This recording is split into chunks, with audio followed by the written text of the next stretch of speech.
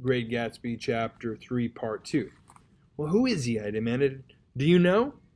He's just a man named Gatsby. Where's he from, I mean, and what does he do? Now you're started on the subject, she answered with a wan smile. Well, he told me once he was an Oxford man. A dim background started to take shape behind him, but at her next remark it faded away. However, I don't believe it. Why not? I don't know, she insisted. I just don't think he went there. Something in her tone reminded me of the other girls. I think he killed a man, and had the effect of stimulating my curiosity. I would have accepted without question the information that Gatsby sprang from the swamps of Louisiana or from the lower east side of New York. That was comprehensible, but young men didn't, at least in my provincial inexperience I believed they didn't, drift coolly out of nowhere and buy a palace on Long Island Sound. Anyway, he gives large parties, said Jordan, changing the subject with an urban distaste for the concrete.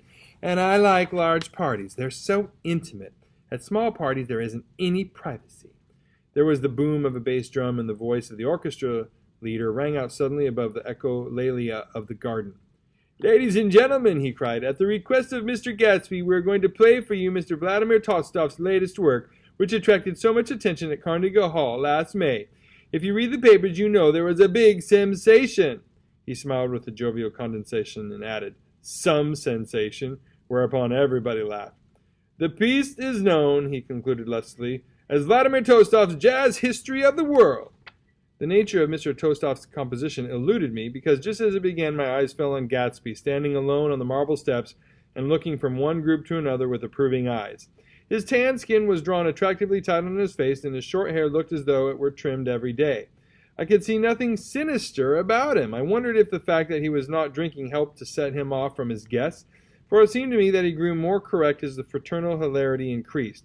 When the jazz history of the world was over, girls were putting their heads on men's shoulders in a puppyish convivial way. Girls were swooning backward playfully into men's arms, even into groups, knowing that someone would arrest their falls. But no one swooned backward on Gatsby, and no French bob touched Gatsby's shoulder, and no singing quartets were formed with Gatsby's head for one link. I beg your pardon. Gatsby's butler was suddenly standing beside us. Miss Baker, he inquired, I beg your pardon, but Mr. Gatsby would like to speak to you alone. With me? She exclaimed in surprise. Yes, madame. She got up slowly, raising her eyebrows at me in astonishment, and followed the butler toward the house. I noticed that she wore her evening dress, all her dresses like sports clothes. There was a jauntiness about her movements, as if she had first learned to walk upon golf courses on clean, crisp mornings. I was alone, and it was almost 2. For some time, confused and intriguing sounds had issued from a long, many-windowed room which overhung the terrace. Eluding Jordan's undergraduate, who was now engaged in an obstetrical conversation with 2 chorus girls, and who implored me to join him, I went outside. The large room was full of people. One of the girls in yellow was playing the piano, and beside her stood a tall, red-haired young lady from a famous chorus engaged in song. She had drunk a quantity of champagne, and during the course of her song she had decided, ineptly, that everything was very, very sad. She was not only singing, she was weeping, too. Whenever there was a pause in the song, she filled it with gasping, broken sobs, and then took up the lyric again in a quavering soprano. The tears coursed down her cheeks, not freely, however, for when they came into contact with her heavily beaded eyelashes, they assumed an inky color and pursued the rest of their way in slow, black rivulets. A humorous suggestion was made that she sing the notes on her face, whereupon she threw up her hands, sank into a chair, and went off into a deep, vinous sleep. She had a fight with a man who says he's her husband, explained a girl at my elbow. I looked around. Most of the remaining women were now having fights with men said to be their husbands. Even Jordan's party, the quartet from East Egg, were rent asunder by dissension. One of the men was talking with curious intensity to a young actress, and his wife, after attempting to laugh at the situation in a dignified and indifferent way, broke down entirely and resorted to flank attacks. At intervals she appeared suddenly at his side like an angry diamond and hissed, "You promised!" into his ear. The reluctance to go home was not confined to wayward men. The hall was at present occupied by 2 deplorably sober men and their highly indignant wives. The wives were sympathizing with each other in slightly raised voices. Whenever he sees I'm having a good time, he wants to go home. Never heard of anything so selfish in my life. We're always the first ones to leave. So are we. Well, we almost finished the last tonight, said one of the men sheepishly. The orchestra left an hour ago. In spite of the wives' agreement that such malevolence was beyond credibility, the dispute ended in a short struggle, with both wives lifted kicking into the night. As I waited for my hat in the hall, the door of the library opened, and Jordan Baker and Gatsby came out together. He was saying some last word to her, but the eagerness in his manner tightened abruptly into formality as several people approached him to say goodbye. Jordan's party were calling impatiently to her from the porch, but she lingered for a moment to shake hands. "I've just heard the most amazing thing," she whispered. "How long were we in there?" "Why, about an hour." "It was simply amazing," she repeated abstractly. "But I swore I wouldn't tell it, and here I am tantalizing you." She yawned gracefully in my face. "Please come and see me. Phone book. Under the name of Miss Sigourney Howard, my aunt." She was hurrying off as she talked. Her brown hand waved a jaunty salute as she melted into her party at the door. Rather ashamed that on my first appearance I had stayed so late, I joined the last of Gatsby's guests who were clustered around him. I wanted to explain that I'd hunted him for him early in the evening and to apologize for not having known him in the garden. "Don't mention it," he enjoined me eagerly. "Don't give it another thought, old sport." The familiar expression held no more familiarity than the hand which reassuringly brushed my shoulder. "And don't forget we're going up in the hydroplane tomorrow morning at 9 o'clock. Then the butler behind his shoulder. "Philadelphia wants you on the phone, sir." "All right, in a minute. Tell him I'll be right there. Good night." "Good night." "Good night," he smiled, and suddenly there seemed to be a pleasant significance in having been among the last to go, as if he had desired it all the time. "Good night, old sport. Good night." But as I walked down the steps, I saw that the evening was not quite over. 50 feet from the door, a dozen headlights illuminated a bizarre and tumultuous scene. In the ditch beside the road, right side up, but violently shorn of one wheel, rested a new coupe which had left Gatsby's drive not 2 minutes before. The sharp jut of a wall accounted for the detachment of the wheel, which was now getting considerable attention from half a dozen curious chauffeurs. However, as they had left their cars blocking the road, a harsh, discordant din from those in the rear had been audible for some time, and added to the already violent confusion of the scene. A man in a long duster had dismounted from the wreck, and now stood in the middle of the road, looking from the car to the tire, and from the tire to the observers in a pleasant, puzzled way. "See," he explained, "it went in the ditch." The fact was infinitely astonishing to him, and I recognized first the unusual quality of wonder, and then the man. It was the late patron of Gatsby's library. "How'd it happen?" He shrugged his shoulders. "I know nothing whatever about mechanics," he said decisively. "But how did it happen? Did you run into the wall?" "Don't ask me," said Owl Eyes, washing his hands of the whole matter. "I know very little about driving, next to nothing. It happened, and that's all I know." "Well, if you're a poor driver, you oughtn't try to driving at night." "But I wasn't even trying," he explained indignantly. "I wasn't even trying." An odd hush fell upon the bystanders. "Do you want to commit suicide? You're lucky it was just a wheel, a bad driver, and not even trying." "You don't understand," explained the criminal. "I wasn't driving. There was another man in the car." The shock that followed this declaration found voice in a sustained "Ah!" as the door of the coupe swung slowly open. The crowd, it was now a crowd, stepped back involuntarily, and when the door had opened wide there was a ghostly pause. Then very gradually, part by part, a pale, dangling individual stepped out of the wreck, pawing tentatively at the ground with a large, uncertain dancing shoe. Blinded by the glare of the headlights and confused by the incessant groaning of the horns, the apparition stood swaying for a moment before he perceived the man in the duster. "What's the matter?" he inquired calmly. "Did we run out of gas?" "Look!" Half a dozen fingers pointed at the amputated wheel. He stared at it for a moment, and then looked upward as though he suspected that it had dropped from the sky. "It came off," someone explained. He nodded. "At first I didn't notice we stopped." A pause. Then, taking a long breath and straightening his shoulders, he remarked in a determined voice, "Wonderful, tell me where there's a gasoline station." At least a dozen men, some of them a little better off than he was, explained to him that the wheel and car were no longer joined by any physical bond. "Back out," he suggested after a moment. "Put her in reverse." "But the wheel's off." He hesitated. "No harm in trying." The caterwauling horns had reached a crescendo, and I turned away and cut across the lawn toward home. I glanced back once.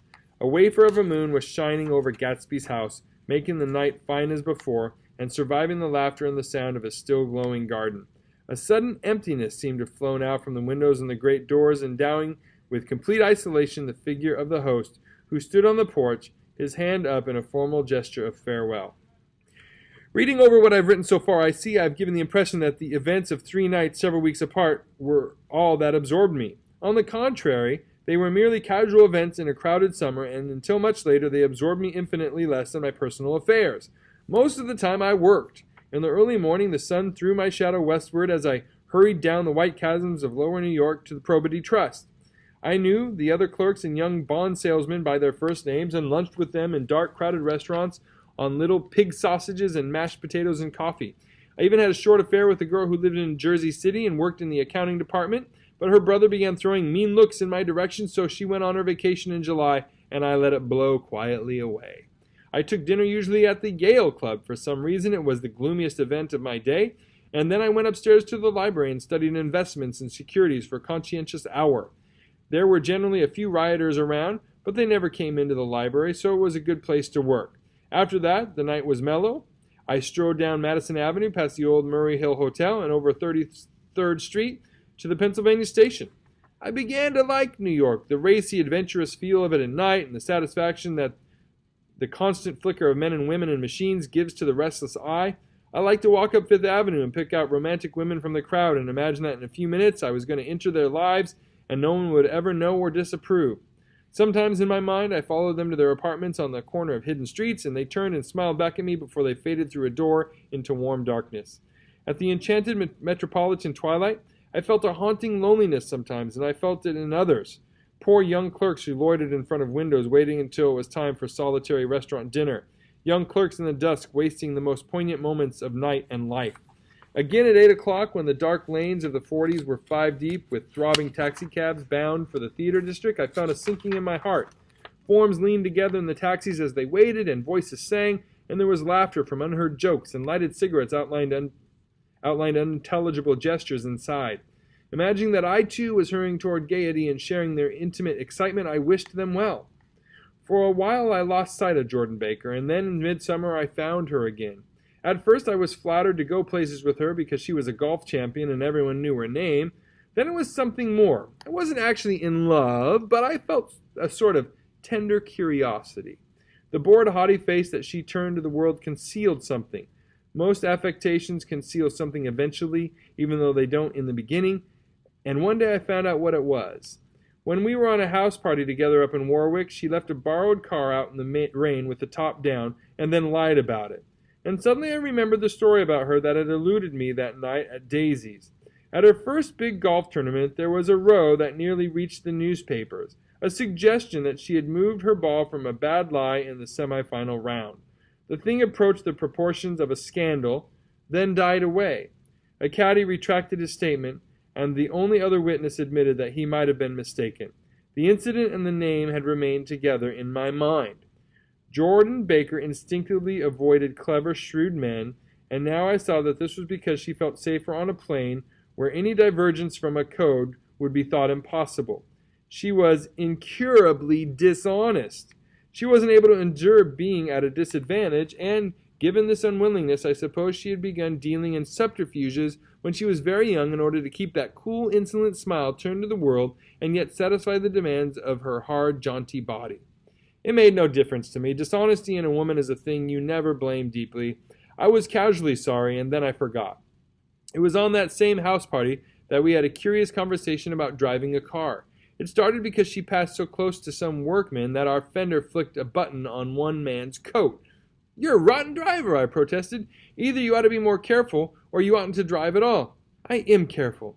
"No, you're not." "Well, other people are," she said lightly. "What's that got to do with it?" "They'll keep out of my way," she insisted. "It takes two to make an accident."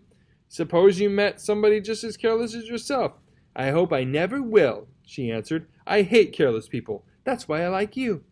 Her gray, sun-strained eyes stared straight ahead, but she had deliberately shifted our relations, and for a moment I thought I loved her. But I am slow-thinking and full of interior rules that act as brakes on my desires, and I knew that first I had to get myself definitely out of that tangle back home. I'd been writing letters once a week and signing them "Love Nick," and all I could think of was how, when that certain girl played tennis, a faint mustache of perspiration appeared on her upper lip. Nevertheless, there was a vague understanding that had to be tactfully broken off before I was free. Everyone suspects himself of at least one of the cardinal virtues, and this is mine. I am one of the few honest people that I have ever known. Hey, let me just say, I hope you enjoyed this reading of The Great Gatsby. We have the whole book on our playlist, so please check it out if you need previous chapters or later chapters. You can find that playlist right here. Also, we do gaming and other things. You can check out these playlists for some of those interesting and maybe even a little amusing videos that we have. And above all, we would love it if you could subscribe to the channel. Help us out and have a good one. Until next time.